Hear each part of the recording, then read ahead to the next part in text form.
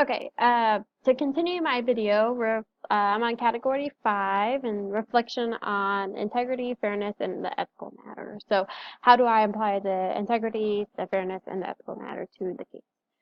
So I applied the integrity by taking the situation seriously. I wasn't just like, hey, sleeping underneath the rug, like it's just online, like don't worry about it. I took it seriously because this is something that needs to be addressed. I was open and honest. I told her, Miss Tate, that we could do the best we can, and we're still trying to figure things out by keeping her updated and letting her know. And I looked at the situation as a whole. I didn't just look at one part, which was the comment being made, but I looked at like where this all came from and how this all started maybe, and what all can be taken to prevent this from happening in the future. So how do I apply fairness?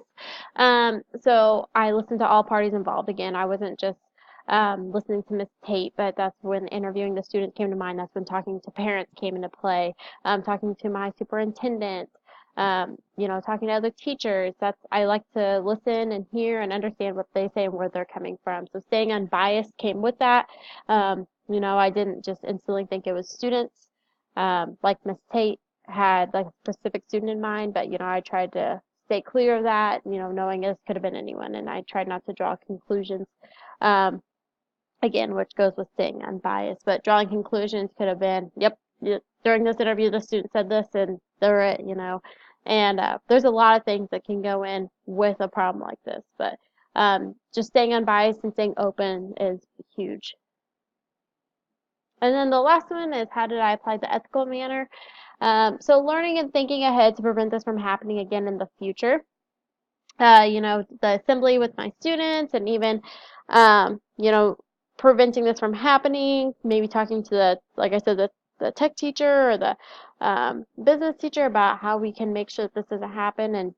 And, we took the action to solve a problem. We had the idea of interviewing students and making sure the students are aware of the consequences of what happened if you did do this.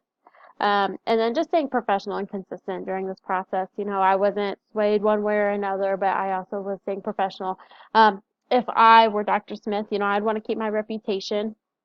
I'd still want to stay well respected in the community. But then I would also want the community to trust me, to know that, I don't hire teachers that I don't feel, I don't feel aren't up to par. So, that's the last bit of this. Thank you guys. I hope you guys have a great summer, and I'll see you later.